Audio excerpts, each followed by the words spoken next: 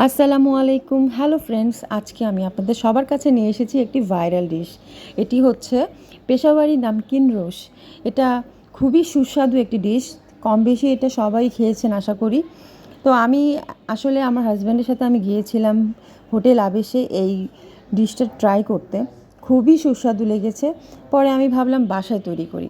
বাসায় আমি তৈরি করেছি আমি আমার মতন করে। বিশ্বাস করেন, সবাই খুবই পছন্দ করেছে এই ডিশটা। এটা দেখতে খুবই সাদামাটা লাগলেও কিন্তু এটা খেতে খুবই সুস্বাদু। কোনো রকম গরম মশলা, হলুদ মরিচের গুঁড়া ছাড়াই এই নামকিন রোস্টটা তৈরি করা যায় এবং খুবই সুস্বাদু হয়। তো মূল রেসিপিতে আমি চলে যাই। এখানে আমি নিয়েছি 1 কেজি পরিমাণের খাসির মাংস। আপনারা চাইলে এটা গরুর মাংস দিয়েও করতে পারেন। সর্বপ্রথম আমি একটি কড়াইয়ের মধ্যে ঘি নিয়ে নিয়েছি। আপনারা কিন্তু ঘি দিয়েই রান্না করবেন। ঘি দিয়ে রান্না করলে এটার টেস্টটা একেবারেই অন্যরকম হয়। তেল দিয়ে রান্না করবেন না। আর এখানে আমি সর্বপ্রথম একটা আদার স্লাইস করে নিয়েছি, এক টুকরো আদা চিকন করে স্লাইস করে নিয়েছি এবং কিছু পেঁয়াজ দিয়েছি আমি 1/2 কাপ পরিমাণ। এটাকে আমি হালকা বেরেস্তা করে নিব, কড়া করব না, হালকা বেরেস্তা করব। এবং আমি মাংসগুলোতে একটু চর্বি রেখেছি, কারণ এই চর্বিটাই গলে যখন তেল তৈরি হবে, এটাই কিন্তু এই যে পেশাওয়ারি নামকিন রোশ এটার টেস্টটা অনেক বাড়িয়ে দিবে। এটার যে ঝোলটার স্বাদটা এই চর্বি থেকেই হয়। তো আমি এখানে বেরেস্তাটা করে নিচ্ছি, খুব একটা কড়া করব না, হালকা করব। তারপর আমি মাংসগুলোকে দিয়ে 1-2 মিনিট ভেজে নিব। বেশিক্ষণ ভাজতে হবে না, কিছুক্ষণ ভাজলেই হবে, যাতে মাংসের যে কাঁচা ভাবটা সেটা চলে যায়। আসলে এই ডিশটা এক একজন এক এক রকমভাবে তৈরি করে। আমি আমার স্টাইলে যেভাবে তৈরি করেছি জাস্ট সেটাই আপনাদের সাথে শেয়ার করছি।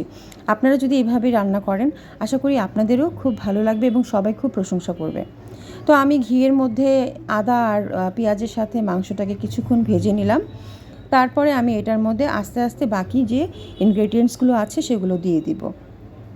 তো ফ্রেন্ডস, যদি আমার ভিডিওটা ভালো লাগে, যদিও আমার ভিডিওটা একটু লম্বা হয়েছে যেহেতু আমি এখানে একটা রেসিপি শেয়ার করছি, সো যদি সবগুলো পার্ট আপনাদের সাথে শেয়ার না করি তাহলে তো আপনারা বুঝতে পারবেন না।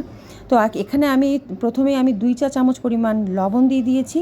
তারপরে আমি এখানে আস্ত আলু দিয়েছি। যদি বড় আলু হয় তাহলে কেটে দিবেন, আর যদি এরকম সাইজের আলু হয় তাহলে আস্ত দিবেন। তারপরে কিছু টমেটো আমি দিয়েছি, আপনারা আস্তও দিতে পারেন, কেটেও দিতে পারেন, একই কথা। আমি কিছু কেটে দিয়েছি, কিছু অর্ধেক করে দিয়েছি। তারপর আমি এখানে দিয়ে দিব আস্ত কয়েকটা পেঁয়াজ, 8-10টা পেঁয়াজ দিয়ে দিয়েছি। দেখতেই পাচ্ছেন, এভাবে জাস্ট সাজিয়ে দিতে হবে।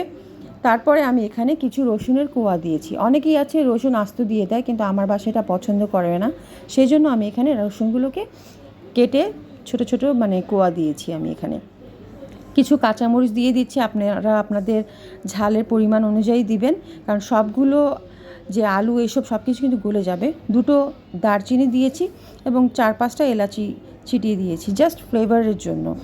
এরপর আমি গোলমরিচের গুঁড়া 1 চা চামচ পরিমাণ ফুল দিয়ে দিয়েছি, আর কিছু না, বাস এটাই। এরপর আমি এখানে 2 কাপ পরিমাণ গরম পানি দিয়েছি। কারণ হচ্ছে, যেহেতু এই পেশাওয়ারি মাংসটা কিন্তু মানুষ যারা রান্না করে তারা অনেক পরিমাণ 10 কেজি 8 কেজি এভাবে রান্না করে, সেক্ষেত্রে দেখা যায় যে মাংসের পানি দিয়েই মাংসটা গলে যায়। কিন্তু যেহেতু আমি এখানে 1 কেজি পরিমাণ রান্না করছি, সেই জন্য পানিটা দেওয়া অনেক প্রয়োজন। এরপর আমাকে একদম লো হিটে এটাকে রান্না করতে হয়েছে। এক কথায় বলতে পারেন এটাকে আমি দমে রান্না করেছি। আমি এটাকে প্রায় 1.5 ঘন্টা লেগেছে আমার এটা রান্না করতে দমে। এই যে আমার হয়ে গেছে তরকারিটা। এরপর আমি এখানে ধনিয়া পাতা ছিটিয়ে দিয়েছি, ব্যাস হয়ে গেল আমার পেশাওয়ারি নামকিন রোশ।